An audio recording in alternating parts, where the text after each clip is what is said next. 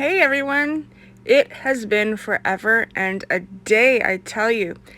Anyways, as you see, I have a name now too. I've just shown you some supplies here. I'll have them listed. What I'm making today is artist trading coins. I absolutely fell in love with these. I found them on YouTube through Crafty hodges. And a podcast I listened to, seemingly unknown, they're talking about having Pogs in their merch. I'm pretty excited about that. Absolutely love Pogs. I used to make my own when I was a kid, so so I thought, you know what, I'm gonna make some of these artist trading coins. And I've actually made some before, and I've actually used them for tags on gifts and that. I mean, it's endless, and it's so fun. I'm just going through some magazines here. I've even got a gamer one. You'll see, I'll show you, anything can be a background. I mean, look at how cool some of this looks. So I'm definitely taking that one out. So anyways, February was just so cold. We actually lost our internet. We had to get the satellite or whatever it is replaced on our roof. And then March, I spent most of that month just getting ready. I've opened up a couple of Etsy stores. I'm officially working from home now. And just all my side hustles, I'm attempting to make into an actual business. So I will have the links to both my stores here. I'll also put a link to Seemingly Unknown. You can find them on YouTube. That's how I actually prefer to watch them on Wednesdays. Or you can listen to them on probably any of your streaming services. Not for kids. These guys are hilarious. But yeah, not for kids. Make sure they're not in the room. But if you're like me, I'm not easily offended, and I've got a twisted sense of humor. It just works. It works. So even that there was just an image of a bottom of someone's dress from a magazine.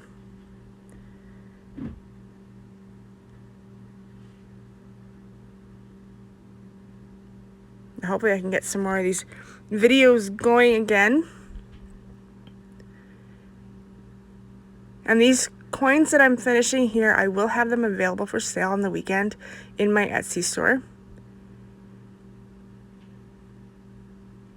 And all I'm doing here, I've got, 3 by 3 inch squares of, I think it's watercolor paper. You can use mixed media paper, cereal box, anything like that.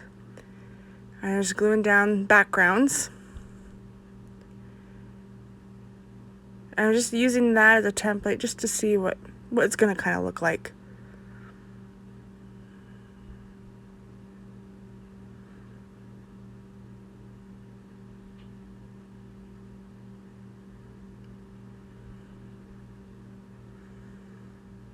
Just make sure you get everything sealed.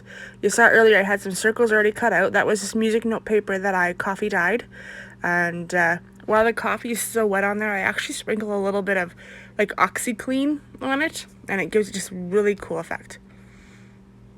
And I absolutely love this little bit of old typewriter. And I just grabbed some random images from my tray. This is actually a good thing to do with any scraps that you have too. And you could totally just make a master board and then cut that up into your 3 inch squares. And I try not to think too much. But even limiting how much supplies I have, like image wise, seems to help. And if not, I'm pretty indecisive.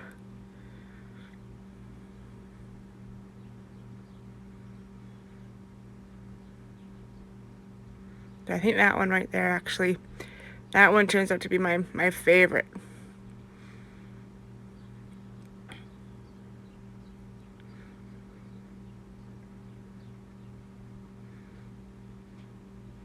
So I'm going to put this to some music now, and I hope you enjoy, and yeah, we're back.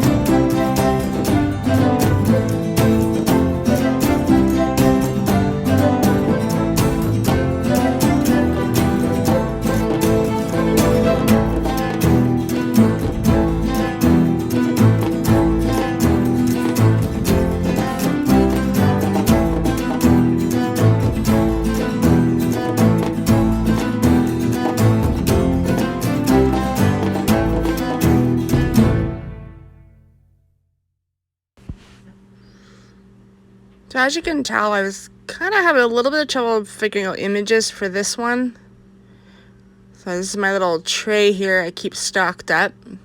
I actually have binders full of images as well. So you'll notice in my Etsy shop I actually have images for sale. So if you like to collage or anything, I'll always have stuff up there. I finally found this little doll.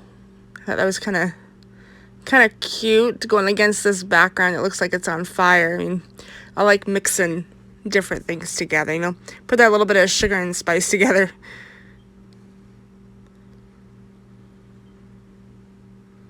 You know, I'm kind of one of those girls, you can give me flowers and lace and then add a skull and it's perfect. Skulls make everything better. As do flowers. So here I'm finally using some of the washi tape. I'm just putting in some bright colors. I like the contrast, even the contrast of the symbolism. You know, you have your girly and then you have your not so girly. Which I think when you're making art like this, and if you're not really thinking too much, then you're really going to get in tune to yourself, you know? This is a good way to learn about yourself. And I'm just a little wonky, I think. And then so the skull was silver and the background's kind of gold. And those words, why not? Make sure it all fits.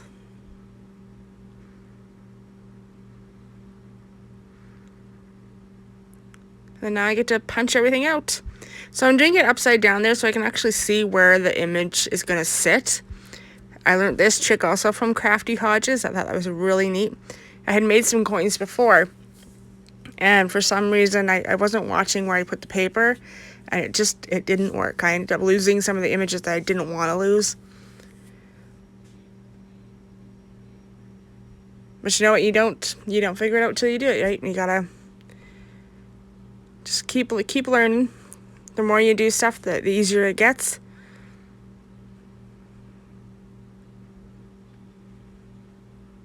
I just love the cat one. That was cute.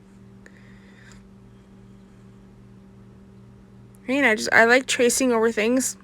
Just using a black permanent marker there, doing a little bit of doodles. And then just framing the images. I find it just makes everything pop a little bit more.